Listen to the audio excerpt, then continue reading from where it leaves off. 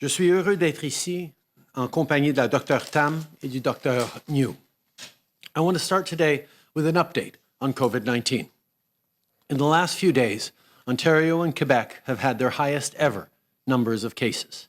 And across the country, totals have gone up, including in long-term care homes. That's not where any of us wanted to be on the way into Thanksgiving. But even if we can't gather this long weekend, we still have a chance to turn things around for Christmas. You're probably already wearing a mask when you go out, now more than ever. Keep it up. The same goes for staying 2 meters apart and washing your hands. And if you haven't already, download the COVID Alert app now, which is another way of keeping yourself and others safe. 7 provinces have brought the app fully online, and we're expecting more news on this later today. COVID Alert is free and protects your privacy, so download it from Google Play or the App Store. The more people who sign up, the more powerful this tool will become.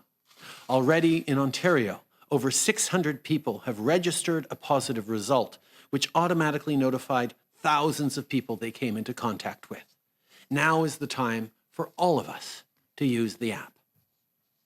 Partout au pays, les cas de COVID-19 ont continué d'augmenter. Je vous demande, s'il vous plaît, de continuer à porter le masque, de garder vos distances et de vous laver les mains. On le répète souvent, je le sais, mais c'est parce que ces petits gestes peuvent faire une grande différence. Et si vous ne l'avez pas déjà fait, téléchargez gratuitement l'application Alerte COVID à partir de l'App Store ou de Google Play. 7 provinces y adhèrent maintenant et le gouvernement du Québec fera une annonce à ce sujet très bientôt. La priorité numéro 1 de notre gouvernement, c'est la sécurité des gens. Nous nous sommes maintenant procuré plus de 2 milliards d'articles de protection individuelle pour les Canadiens.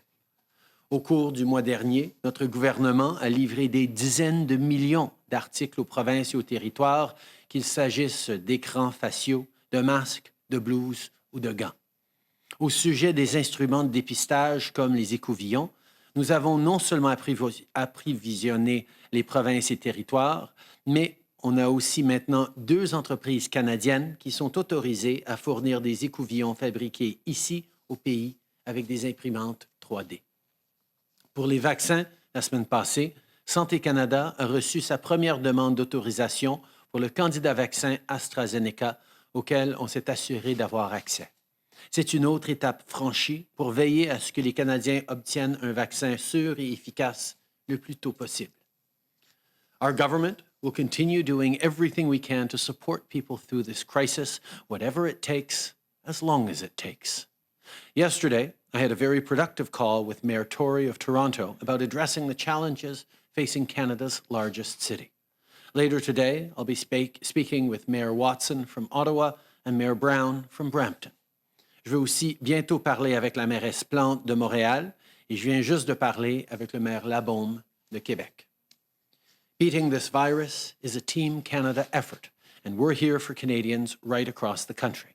We've created the COVID Testing Assistance Response Team to quickly deploy across Canada because the federal government stands ready to help. Federal lab space is also providing surge support on processing of tests, including for Ontario for 1,000 tests a day. And additional federal labs will be added.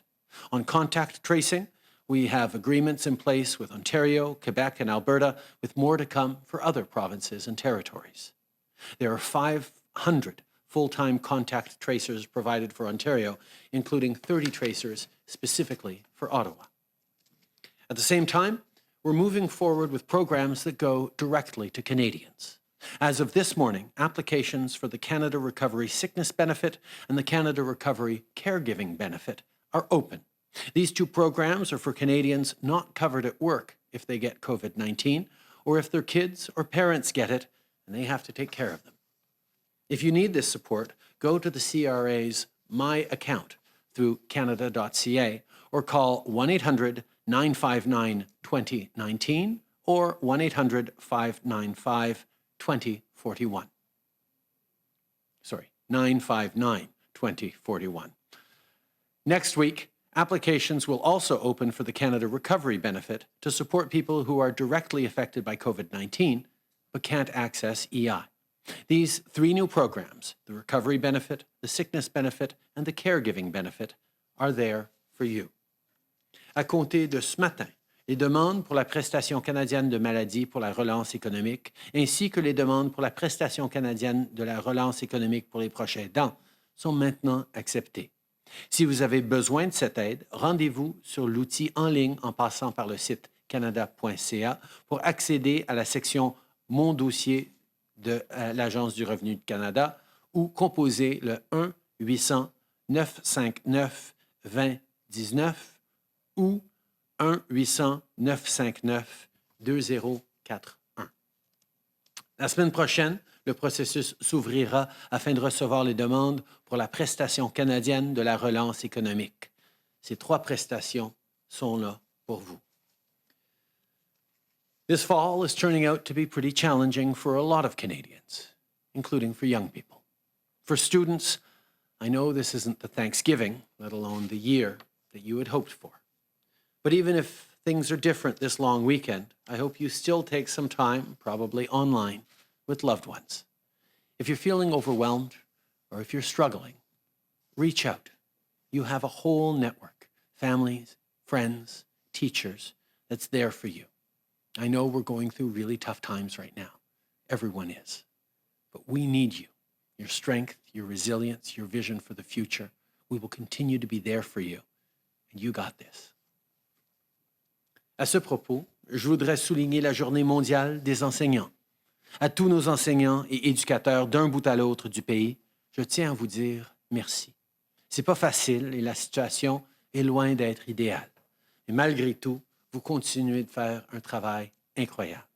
Chaque jour, vous êtes dévoués et vous faites une énorme différence dans la vie des jeunes. Plus tard aujourd'hui, on va annoncer le nom des 71 éducateurs exceptionnels de partout au pays qui vont se voir remettre les prix du Premier ministre pour l'excellence dans l'enseignement. Ce sont des gens qui croient en nos enfants et, ce faisant, ils contribuent à bâtir un avenir plus prometteur pour nous tous. As a dad and as someone who spent time at the front of a classroom, I know just how important teaching can be. Of course, even in regular times, the job is not without its challenges. And right now, teachers are facing circumstances that none of us could ever have predicted. So to teachers and educators across the country, thank you for everything you do. Not only are you navigating health rules and online learning, you're guiding young people through an incredibly difficult and challenging new world. You're there for our kids and know that our government will be there for you. We created the $2 billion Safe Return to Class Fund to keep you and your students safe. For Edmonton Public Schools, this money has helped with rapid testing to protect staff and students. For schools in London, Ontario, it has meant buying more PPE and hiring additional teachers. And right across the country, this investment is going towards keeping all of our classrooms healthy. Comme on l'a fait par l'entremise du Fonds pour une rentrée scolaire sécuritaire, on va continuer de trouver d'autres moyens d'assurer la sécurité de tous les Canadiens. Aplatir la courbe, que ce soit dans les écoles ou les milieux de travail, c'est notre priorité absolue pour les prochaines semaines. And finally, I want to let Canadians know that I've asked the Foreign Minister to travel to Europe to discuss with our allies the developments in Eastern Europe and the Caucasus, particularly in Nagorno-Karabakh. Thank you very much. Dr. Tam. Bonjour à toutes et à tous. There have been 166,156 cases of COVID-19 in Canada, including 9,481 deaths. Laboratories across Canada continue to test at a high rate, with an average of over 71,000 people tested daily last week, and 1.7% of these testing positive. National daily case counts continue to increase steeply, with an average of more than 1,800 new cases being reported daily during the most recent 7 days. New cases in Ontario and Quebec account for over 80% of the cases reported nationally over this time period. The number of COVID-19 cases in hospital and the number of deaths reported daily have also increased. An average of 585 individuals with COVID-19 were in Canadian hospitals on any given day, and 14 deaths were reported daily over the past week. No matter the trajectory within your jurisdiction, we must all remain vigilant and committed to protect ourselves and those we care about. The accelerated spread in parts of Quebec and Ontario reminds us how rapidly this virus can take hold. When case counts and the number of individuals they may have exposed are high, this places pressure on all parts of the public health response, including our labs and contact tracers. Public health authorities across the country are continuing to increase their testing and tracing capacity, but these resources have limits. At a certain point, reinstating some community-based public health measures, as we've observed in parts of Ontario and Quebec, is required to bring COVID-19 back down to manageable levels. Public health cannot do this alone. Infected people can spread COVID-19 before they show symptoms, so we can't tell who may be infectious or not. We must all keep our distance and keep our number of close contacts low. This will help prevent spread and make it easier for public health authorities to identify and quarantine contacts if you do contract COVID-19. We must also redouble our efforts to follow the other public health measures we know to be effective, regardless of where in the country we live. Wash your hands frequently, wear a non-medical mask or face covering where distancing is difficult, and stay home and self-isolate if you experience any symptoms, even mild ones. While right now we are on the wrong trajectory in some parts of the country, if we all commit to doing our part to reduce the spread of the virus, I'm confident we can right the ship and plank the curve again, and we can do this together. I just want to end by giving a shout out to Professor Michael Halton at the University of Alberta, who was today, with his colleagues, jointly awarded the Nobel Prize for the discovery of the hepatitis C virus. And of course, the discovery of this virus is extremely important now for the discovery on treatments and other ways of managing hepatitis C. Thank you. Bonjour à toutes et à tous. Il y a eu 166 156 cas de COVID-19 au Canada, dont 9 481 décès. Les laboratoires dans l'ensemble du Canada continuent d'effectuer de nombreuses analyses. En moyenne, plus de 71 000 personnes ont été testées quotidiennement la semaine dernière et 1,7% d'entre elles ont obtenu un résultat positif. Les chiffres nationaux continuent de monter en flèche, le nombre de nouveaux cas quotidiens ayant en moyenne dépassé 1 800 au cours des 7 derniers jours. Les nouveaux cas en Ontario et au Québec représentent plus de 80% de tous les cas signalés au pays pendant la même période. Le nombre d'hospitalisations et le nombre de décès quotidiens liés à la COVID-19 ont aussi augmenté. En moyenne, 585 personnes atteintes de la COVID-19 se trouvaient dans un hôpital canadien au cours de ces 7 jours et 14 décès étaient rapportés chaque jour. Peu importe la tendance dans votre territoire, vous devez tous demeurer vigilants et continuer d'agir pour protéger vos proches et vous protéger. La propagation accélérée dans certaines régions du Québec et de l'Ontario nous rappelle la vitesse avec laquelle le virus peut se répandre. Lorsque le nombre de cas et le nombre de personnes potentiellement exposées sont élevés, des pressions s'exercent sur tous les acteurs de l'intervention en matière de santé publique, y compris les laboratoires et les personnes responsables de la recherche de contacts. Les autorités de santé publique de partout au pays poursuivent le renforcement de leur capacité de test et de recherche de contacts, mais les ressources ont des limites. Il vient au moment où le rétablissement des mesures de santé publique au sein de la collectivité, comme c'est déjà le cas dans certaines régions de l'Ontario et du Québec, est nécessaire pour ramener le nombre de cas de COVID-19 à un niveau gérable. La santé publique ne peut pas le faire seule. Les personnes infectées peuvent transmettre la COVID-19 avant qu'elles ne présentent des symptômes et que nous puissions savoir si elles sont infectées ou non. Nous devons tous garder nos distances et réduire nos contacts étroits. Cela aiderait à prévenir la transmission et facilitera le travail des autorités de santé publique pour trouver et mettre en quarantaine vos contacts si vous deviez contracter la COVID-19. De plus, nous devons redoubler nos efforts pour suivre les autres mesures de santé publique qui sont efficaces, peu importe l'endroit où nous habitons au pays. Lavez-vous les mains fréquemment.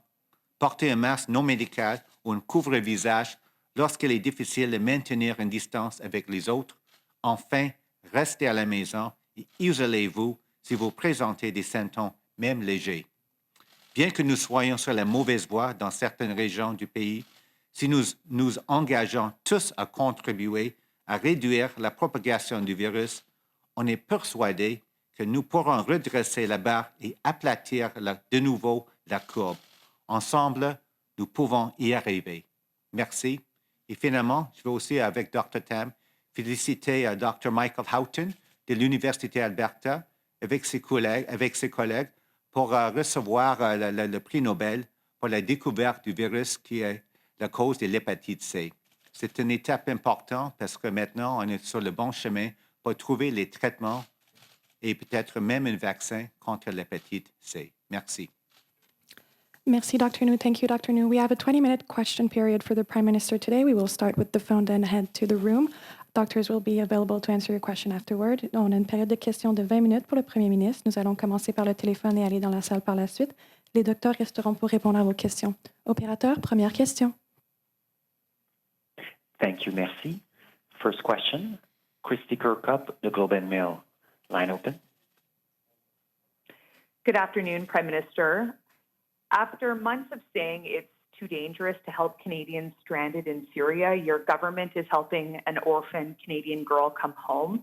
We're wondering about the remaining 40 or so Canadians, half of which are children. Will you help them? I think we have to recognize that this particular situation was an exceptional case of an orphan who no longer had any close family.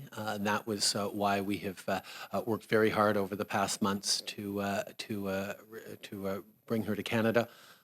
Obviously, however, this is a situation where we're trying to say as little as possible about it to respect her and her family's privacy as they adjust to being back in Canada. Cette situation est particulière et exceptionnelle parce que l'individu en question était orpheline, avait perdu ses parents et donc nous avons travaillé depuis des mois pour l'amener au Canada, pour rejoindre sa famille. Mais pour protéger la vie privée, pour laisser à cette famille un temps d'essayer d'établir une vie un peu plus normale pour cette jeune fille, je ne vais pas commenter davantage. Following up, Kirsty.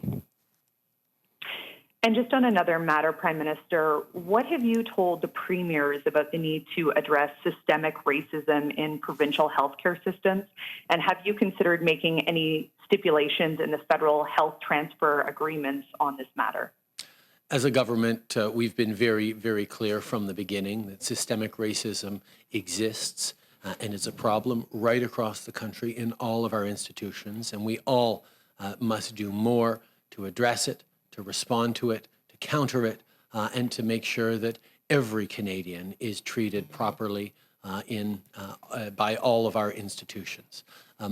Shortly after the most recent round of issues came up in the spring, we expressed in a joint statement by all premiers and all first ministers that we needed to do more.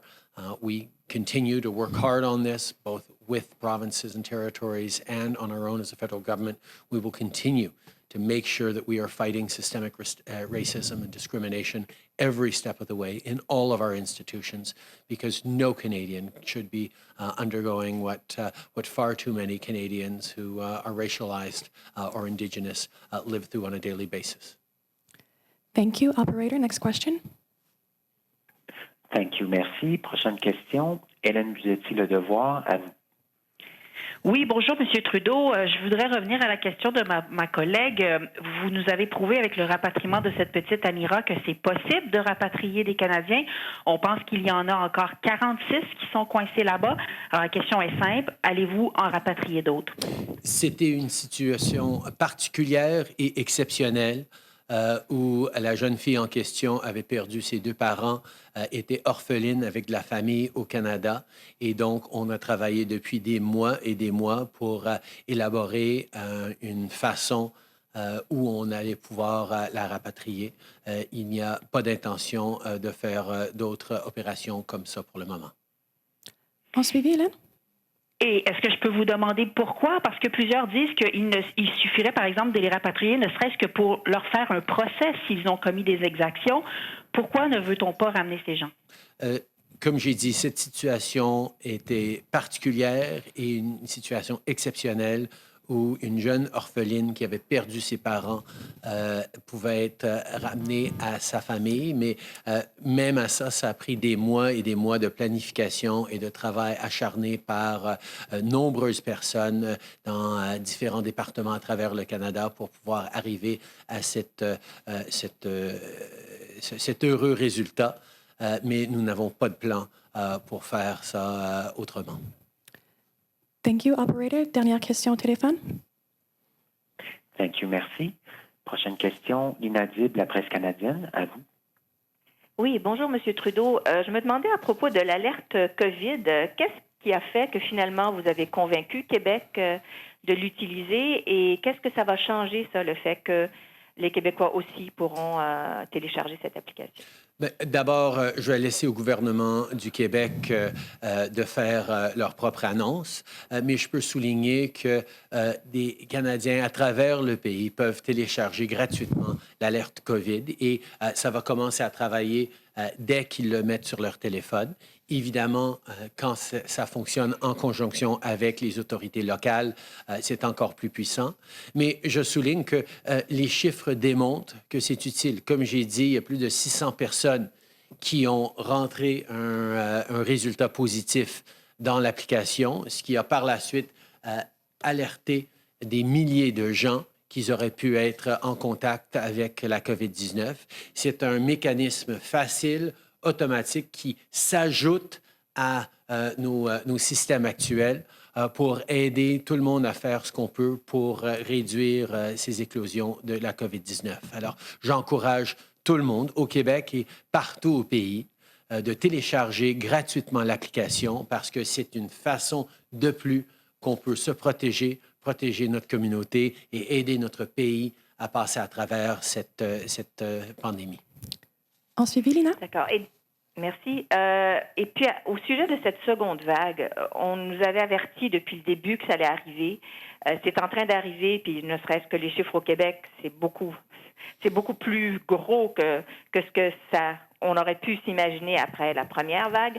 Je me demande si vous avez déjà des pistes de réflexion sur qu'est-ce qui fait qu'on se retrouve encore là. Comment ça se fait que tous les avertissements, que tous les conseils, que toutes les mesures prises, ça n'a pas suffi, puis qu'on en est là? Je pense d'abord, Lina, qu'il faut regarder à travers le monde. Il y a des secondes vagues un peu partout, plus grandes, plus petites, dépendamment du pays, mais c'est une réalité de vivre en ville, en communauté, d'être un être social, que c'était toujours un défi potentiel.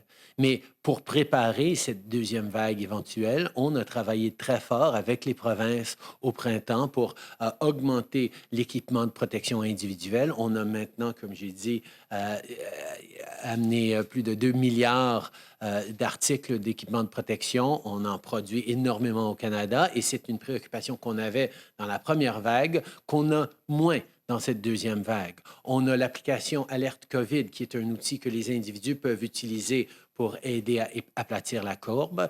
On porte beaucoup plus des masques maintenant que ce qu'on a fait au printemps. Ça va aider aussi. On a appris énormément et on a travaillé d'ailleurs avec les provinces, y compris avec le 19 milliards pour une relance sécuritaire, qui donnait des outils et de l'argent aux provinces pour faire plus de tests de dépistage, pour amener des protocoles pour aider les plus vulnérables. On travaille très fort ensemble pour minimiser l'impact de cette deuxième vague et maintenant que nous sommes en train de faire tout ça, c'est aussi aux Canadiens à travers le pays de faire leur part, de porter le masque, de garder leur distance, malheureusement de ne pas se rassembler pour l'Action de grâce avec famille et amis, pour qu'on puisse justement essayer de reprendre contrôle de cette deuxième vague pour qu'on ait tous à célébrer ce Noël. Merci. On va maintenant se tourner vers la salle. Un journaliste dans la salle. Glenn McGregor, CTV News. Prime Minister, I asked you this last week and you didn't really answer, but it's important, so I want to give you another shot here. We're hearing more stories today about private clinics, for-profit clinics, charging people to get COVID tests so wealthier people can jump to the front of the queue. People of lesser means don't have that opportunity. We now effectively have a two-tier testing system. Is that consistent with the Canada Health Act and is something you support? And if not, will you do something about it? It is foundational to Canada that everyone has access to health care. This is something that we all know and we all know is extremely important. I have seen these reports on private clinics and testing, and I will be speaking with the health minister later today to ensure follow-up on this. Je pense que c'est très important pour le Canada qu'on ait un système de santé accessible, universel pour tous. J'ai entendu parler de cliniques privées et donc je vais faire un suivi avec la ministre de la Santé pour regarder la situation. Next question. Hi, Prime Minister. Tom Perry, CBC. There's a report out today from the Canadian Federation of Nurses that says that Canada didn't learn the lessons in SARS that other countries did, and that put us in a worse position to fight COVID, especially when it comes to healthcare workers. What do you think about that? Should we have been better prepared? I think, first of all, this is an opportunity to thank the nurses and the frontline health workers across the country who've done just extraordinary work in incredibly difficult circumstances. Of course, as we look back on those first months, there are a lot of things we could have done differently, we should have done differently, and things we are learning from. But at the same time, I will say that many of the things that we were able to do successfully in those first months of the COVID-19 pandemic were based on lessons learned from SARS. This was something that did lay out a lot of things that have improved safety and control in our Canadian institutions. But I look very much forward to digging into that nurses report to look at what other things we need to learn, what other things we need to do differently. I know public health regularly is in contact with all frontline health worker unions, including nurses unions, to talk about the safety of their members and how we can best help Canadians. And we will continue to do that work with all our partners. Abigail Beeman, Global News. Hi, Prime Minister. I want to ask you about contact tracing. We've heard over and over again from your government how important it is. We heard from Minister Hajdu last week about the help that's going to the provinces, 1,500 contact tracers to Ontario. And then we hear that Toronto is limiting contact tracing. Ottawa's system is in crisis. Are we losing this battle? I think every different wave or every different situation will require a different approach and tools. Contact tracing is extremely effective in terms of tracking down cases, especially if it's done in a very timely manner. Once you start getting to backlogs, apparently it becomes more difficult to have contact tracing be as effective, but we know it's a key part of the success against this virus, which is why we're continuing to deliver larger numbers of contact tracers to places like Ontario and Ottawa, 30 new contact tracers. We will continue to make sure that all tools are used on fighting against COVID-19, and contact tracing will continue to be an important one. Bonjour, M. Trudeau. Christian Noël de Radio-Canada pour faire suivi un peu à ce que disait ma collègue Abigail. Il y a une multiplication des cas. Les laboratoires fournissent plus. Il y a des villes qui arrêtent de faire du traçage de contacts pour retracer les gens malades à l'extérieur. Est-ce qu'on est en train de perdre la bataille? Et si oui, ça nous mène où, ça, dans les prochaines semaines? Je pense que, comme la Dr Tam l'a dit, on s'en va dans la mauvaise direction. Ça s'empire de jour en jour. Et d'ailleurs, quand on voit, encore une fois, les chiffres d'aujourd'hui ou de demain, C'est basé sur des actions que les gens ont prises il y a une semaine, il y a 2 semaines. Donc, il y a un retard dans ce qu'on est en train de faire de façon automatique. Et donc, nous devons, pour s'assurer que dans 2 semaines, dans 1 mois, on va pouvoir être sur une bonne trajectoire, qu'on agisse maintenant, que les gens fassent les choix responsables de rester chez eux s'ils peuvent ou s'ils doivent, de porter un masque, de laver ses mains, d'utiliser des outils comme l'appli COVID Alerte. Nous devons, en tant qu'individus, en tant que citoyens, de faire notre part. On l'a fait, même si c'était difficile au printemps. On a maintenant différents outils et plus d'outils maintenant à l'automne et on va pouvoir faire ce qui est nécessaire, je le sais, pour pouvoir reprendre contrôle de cette éclosion, de cette 2e vague. Mais tous les Canadiens doivent faire leur part, même si c'est difficile. On est là pour s'aider les uns les autres. Prime Minister Lee Berthiaume, Canadian Press. Testing is a mess. Contact tracing is falling apart. Numbers are soaring. Hospitals are in danger of being overwhelmed. These are all things that various governments, including yourself and public health officials at every level, said you wanted to avoid. So why were we caught flat-footed by all of this? I think we were always aware that there was a possibility of a second wave that we needed to prepare for, and we have been preparing for it. We have new tools. We have record amounts of PPE across the country. We have the COVID Alert app, which is there to help Canadians control the spread of the virus. But obviously, all of that hasn't been enough. We are going in the wrong direction now, which is why it is so important for Canadians to do what is necessary, to wear a mask, to keep your distance, to understand that each of us has the power to end this by the choices we make. That's what we have to do now. We have to know that for everything governments and orders of governments can do to keep us safe, ultimately is individual Canadians making smart choices that will arrest the spread of this virus. We need to do that all together. We need to keep focused on it, and we need to keep supporting our frontline workers who are there to keep Canadians healthy and safe. We need to prevent our systems from getting overwhelmed. We need to get these numbers back under control, and we are more than capable of doing it. We did it in the spring. We can do it again this fall. Thank you, Prime Minister. We'll go over to the phone now for one more question. Operateur. Thank you, merci. Next question. Ryan Chimelti, The National Post, line open.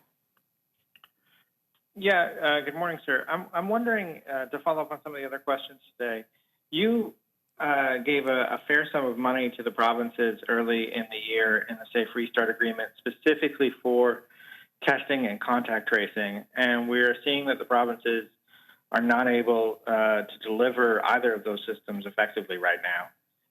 Do you think that money was well spent? Do you think it was enough?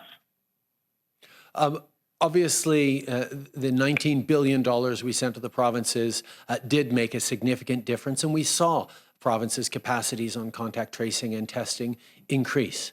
But it's not just about money; it's also about resources and people. And the Canadian government has created fast response teams for contact tracing, for testing capacity. We're reaching out to more national laboratories to do their part as well. This is about all hands on deck at this point. And as we have been encouraging and supporting provinces to increase their capacities, so too will we increase our capacities where necessary, because this is a Team Canada effort. This is not about pointing fingers or laying blame. It's about all of us working together and keeping as many Canadians as possible safe from this virus as quickly as we can. Je pense que depuis le début, les Canadiens ont vu qu'on travaille ensemble, les différents paliers de gouvernement. On a envoyé 19 milliards de dollars aux provinces pour aider avec les équipements, aider avec le dépistage, aider avec les gens les plus vulnérables. Et ça a certainement fait des différences, mais il y a encore plus à faire. C'est pour ça que nous sommes là pour aider concrètement avec des ressources humaines, avec des gens pour faire du dépistage, avec des laboratoires plus disponibles, avec la Croix-Rouge et même les forces armées quand on en avait besoin. On n'est pas là pour se blâmer les uns les autres. On est là pour travailler ensemble, pour apprendre comment on peut mieux faire et pour livrer pour les Canadiens. Following up, Ryan. Yeah, just one other question, sir, on another issue. The U.S. ambassador post, the U.S. ambassador to Canada has sat vacant for some time now. I know President Trump has made his announcement, but she hasn't been confirmed. Are you concerned about not having an ambassador to the U.S. Or from the U.S. during a time like this? We have an extraordinary Canadian ambassador in Washington, in Kirsten Hillman, and over the past years, we have worked very directly with the U.S. administration, with the president, with top officials. It's always good to have an ambassador here in Ottawa from Washington to give us extra channels, but at the same time, the direct channels that we have between our two governments have been extremely impactful and will continue to. I'm sure that post will be filled in due course, but for now, we continue to work extremely well directly with the administration. Nous avons le temps pour une dernière question dans la salle avant que le Premier ministre soit quitté. Prime Minister Glenn McGregor, CTV. Given what's going on in the United States, I'm just wondering how often you're being tested. When was the last time you were tested? And would you also undertake to have your office reveal the results of every negative test as well as positive ones, of course? Every step of the way, my office, and our government has been following the advice on public health officials. There were many tests, many questions of me when Sophie got tested, and tested positive for COVID-19, whether I should be tested as well at that point. The best public health advice at that moment was, since I was asymptomatic, I needed to isolate, but I shouldn't get tested. Throughout, I've listened to the advice of medical professionals and public health every step of the way. Earlier in September, I had a bit of a throat tickle is probably the best way I could say it, a bit of a raspy throat. So I checked with my doctor, and he recommended I get tested. I got tested. It was negative. And I went back to work a few days later when the doctor told me I was clear to do it. Every step of the way, I've been following public health advice, following expert advice, and I will continue to follow expert advice on that. Okay. Depuis les débuts, je suis et nous suivons en tant que gouvernement les conseils, les avis des experts en santé. Et donc, par exemple, quand Sophie a testé positif pour la COVID, on s'est demandé si je devrais me faire tester, mais les conseils de santé publique, c'était que je devais m'isoler, mais parce que j'étais asymptomatique, je ne devais pas me faire tester. On a suivi ce conseil-là. Plus tôt, au mois de septembre, j'ai eu un petit mal de gorge. J'ai parlé à mon médecin, il a recommandé que je me fasse tester. Je me suis fait tester. Ça a été un résultat négatif. Je n'ai pas eu la COVID-19. Et donc, quelques jours plus tard, quand je me suis rétabli, je suis retourné au travail comme les recommandations des médecins. Ce qui est important, c'est que nous suivons tous les recommandations et les conseils de nos médecins de la santé publique. Et c'est ce que j'ai fait à chaque étape. Merci beaucoup tout le monde.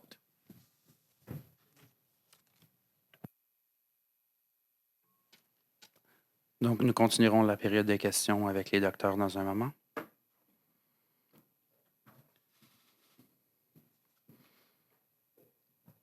We will continue the question period on the phone. So, operator, next question.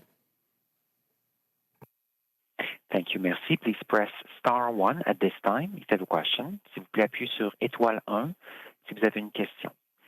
Next question, Tanda McCharles de Toronto Star. Line open. Hi, this question is for Dr. Tam. Dr. Tam, given what you just talked about, the accelerated spread that we're seeing in Ontario, Quebec, and particularly right now in Toronto, do you, and what you talked about reinstating measures, do you support a new 28-day shutdown in Toronto? Do you think Toronto ought to move to more restrictive measures than are in place right now? I think obviously the Chief Medical Officer in Toronto is in a much better position to determine that than myself. But what I would say is that at the rate of acceleration, and as we've heard about, the public health capacity is not limitless.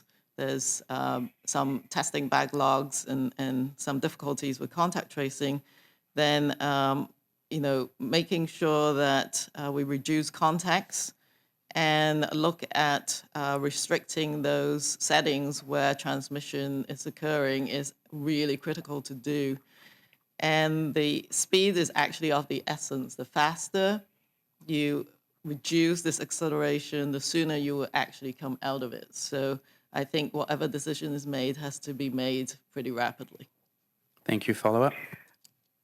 Well, I'd just like to understand where the responsibility lies for this now. I mean, yes, I think that we've heard from Toronto officials they'd like something more restrictive, and yet we don't have sort of directions from the province that are clear in terms of how tightly that place should be locked down. So I'm just wondering from you, what do you mean? Speed is of the essence, yes, but who do you want to see act now? So I think I believe there's distributed powers. Certain things can be done at the local level, but there are certain powers that are really more at the provincial level. So I think there's discussions between municipalities and the provincial government at this time. What I was saying is that, I think much is in place, much has been learned since the first time we tried to suppress a wave of this virus. But despite that, I think, what we're seeing is probably some of the loosening of the public health measures or, return back to activities over those summer months and into the early parts of September. And so with that kind of increased interaction, things do have to be done pretty quickly now to avoid a longer term sort of shutdown. I think what the strategy at the moment is that to try and keep some really important places open, whether it be educational institutes, whether they be surgical procedures that needs to be done, the key is to look at those places that are spreading, and probably the ones with the 3 Cs, closed, crowded, where you can't control, movement inside. Places such as the nightclubs and the pubs, and those are the places are the key areas of focus. So I think that's what local public health is trying to look at. And there are different ways. I mean, I think much has been attempted in terms of getting the public on side and getting businesses on side. And so that has been tried. And if that isn't enough, this is why I think locally they are going to be looking for further measures. Thank you. We will now turn back to the room. Next question in the room, CP. Lee? Yes, Dr. Tam. You just talked about a lot of effort to get the public on side, but just over the last few days, authorities on Ontario have been unable to give clear advice to people on gathering around Thanksgiving. We're now seeing contradictory messages, or opposite messages, if you will, from Ontario and Quebec in terms of instructions on masks in schools. If clear and consistent communication is critical in a public health emergency, how worried are you that people will are hearing what seem like mixed messages and starting to tune out? Well, I think people, to me, bringing the public on side and societal cohesion is of paramount importance because it is with the cooperation of the public that we were able to get the result that we did in the initial wave, and we need to see that again. I think what the complexities of this current wave is that we're trying to, at different levels, be as targeted as possible so that you have to sort of look at your local epidemiology and your circumstances as to what kind of measures might be the most important. And quite frankly, we're steering in uncertain waters. No one knows exactly what is going to work. So there are some gray zone and people are doing slightly different things. But I think it is important. I think there are some absolute basics that everybody should be adhering to and which we keep repeating all the time. And they do work, the personal protective measures, with the hand washing, the physical distancing and the wearing of the masks. So I think, I would encourage people to do all of those pieces and look at avoiding crowded conditions and where you can't control the situation. Now, for Thanksgiving, if you were in Ontario and Quebec, I think the most sensible thing to do is to keep to your family, immediate social circle for now, because you've seen the epidemic curve, and this is not the time to sort of be complacent about anything, and see if we can get through, from now to the next couple of weeks and see what happens. So that, I think, is the advice I would provide. And in terms of where we're sitting with the public health systems, how close are we to being overwhelmed right now? How long do we have? Well, I think some of the local jurisdictions are already feeling really tired, put it this way. Public health hasn't actually stopped working during the summer either, so they're escalating as we speak, which is, again, why the key is to have everybody working in the same direction so that public health isn't overwhelmed. You can imagine you can add any number of tests, but what you want is actually people not having to get tested, which means reducing the amount of infection in the community. That kind of epidemic curve, that kind of acceleration cannot be managed just by testing and even contact tracing alone, because if you get each individual having, like, 70 contacts, that's a lot of people for public health to manage. And so I think this is what some municipalities are communicating right now. We haven't yet seen hospitalizations, be really high, but you have to be really careful about that. I'm seeing more reports of long-term care and seniors' homes being impacted right now in both Ontario and Quebec. That's a signal that you could get more hospitalizations and then later on mortality or death. So that is clearly something that you got to just immediately prevent. Otherwise, the healthcare system is the next sort of frontier that might be overwhelmed, and we want to prevent that. So just because some of the numbers are going up, just because it's not as high as the first wave right now, we cannot let this accelerate. Thank you, doctors. Next question, CBC, Tom. Hi, Dr. Tam. Tom Perry with CBC. I asked the Prime Minister about this study that came out today saying that Canada should have learned more lessons from the SARS outbreak. Do you think that's true? Do you think that Canada could have learned more from SARS that could have put it in a better position to deal with COVID? Well, I think, we did learn a lot from SARS and the Public Health Agency itself, and indeed the position that I'm in was created as a result of SARS. But every outbreak or pandemic is different. This one is magnitudes bigger than SARS itself. So I know we will learn even more from this than we did the last time around. I do think that having created the position that I'm in, for example, and the Public Health Network, it has meant that chief medical officers have come together really immediately and be able to collaborate and have the structures in place to do that. As I've said before, and I think the report reflected, is that we need to broaden pandemic preparedness going forward. So it's not just public health and maybe hospitals. It has to extend to long-term care, people, maybe health workers who are doing home care, and seniors, residences. In our very distributed system for health, and also then in the long-term care sector where you have private, you have public, you have many different stakeholders, pandemic preparedness must be that much bigger. I think that's really critical because health workers work in all sorts of different spaces, and the reach of public health is not huge, and the public health system itself is quite small. We try to expand it, but in this current pandemic, we've had to massively increase some of the surge, but there is a limit, as we just said, to the public health system. So I think we all need to be cognizant of this. To help health workers, I think is a very multifaceted approach, but not the least of which is keeping the infection control at such a rate that it does not overwhelm the health system. On this sort of resurgence, what I'm really concerned, and we need to be very careful about, are the long-term care and those settings, and that both residences, people who live there, seniors, and the health providers we must do a lot better in protecting them. And so that's the area that I think we should absolutely focus our attention at.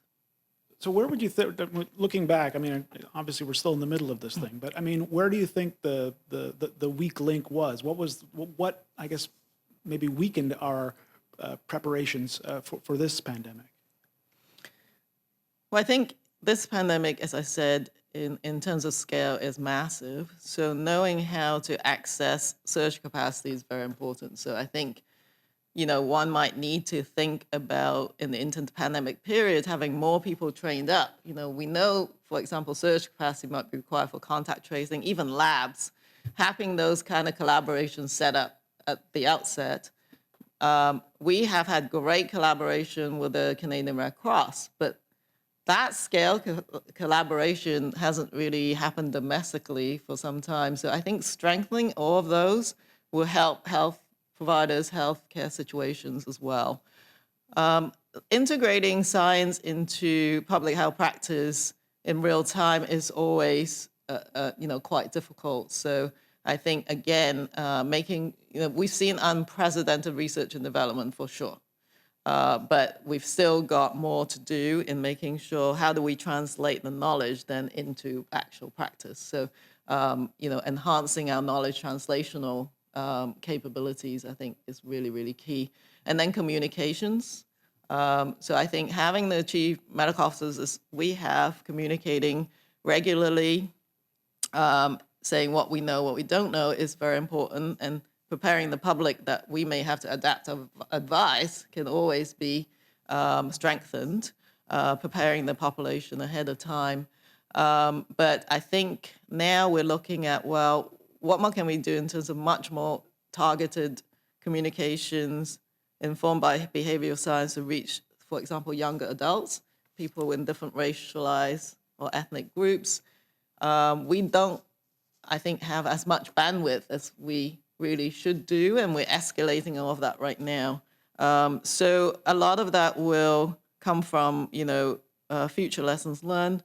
We've never stood up this kind of border operations in the history of recent times in Canada that I know of, and that was a massive operation, so we'll have lessons learned about that. How the whole country's stockpiling system works and the PPE supply, there'll be lessons learned in that. And now having built capacity and some domestic capacity as well, my question in a number of years will be, did we maintain all of that? And did we support the health system and the public health system to be ready for the next one? Because there will be another one. Thank you. Next question, Global News, Abigail. Hi, Dr. Tam. I heard your congratulations to Dr. Michael Houghton.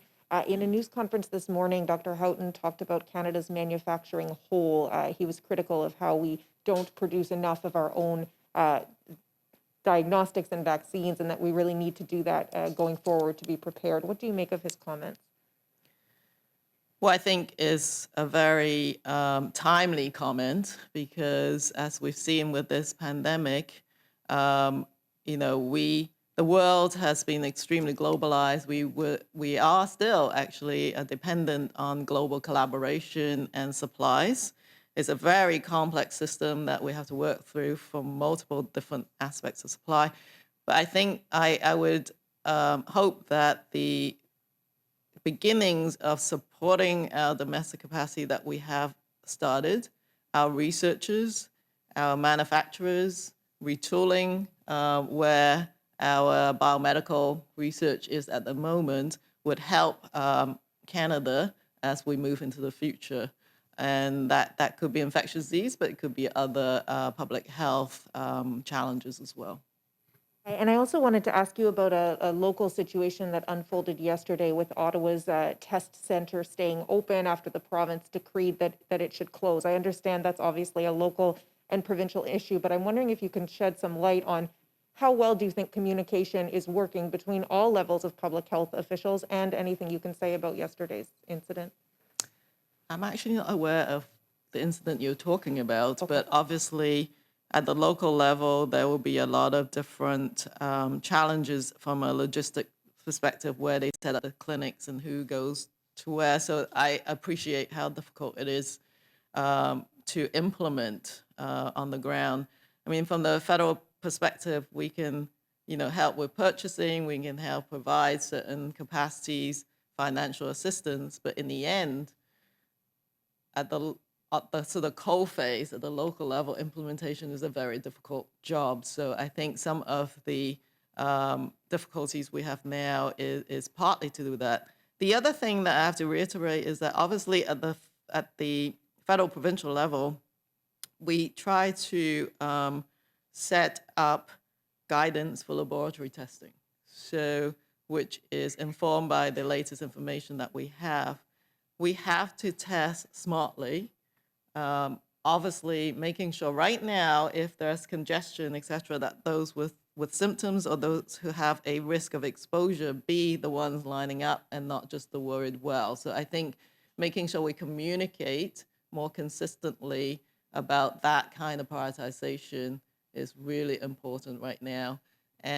But otherwise, if people who haven't had any exposure risk may want to sort of stay at home and just look at what happened to your symptom before consulting with public health about appointments. But again, people need to be patient. But I do understand that at every level, we need to work really hard at getting backlogs and turnaround times a lot faster. I do think that pursuing all avenues of access to more rapid testing is something that we've been discussing in recent days, and see how that could support the capacity as well. Thank you, Doctor. C'est ce qui met fin à la conférence de presse pour aujourd'hui. That'll be all for today's press conference.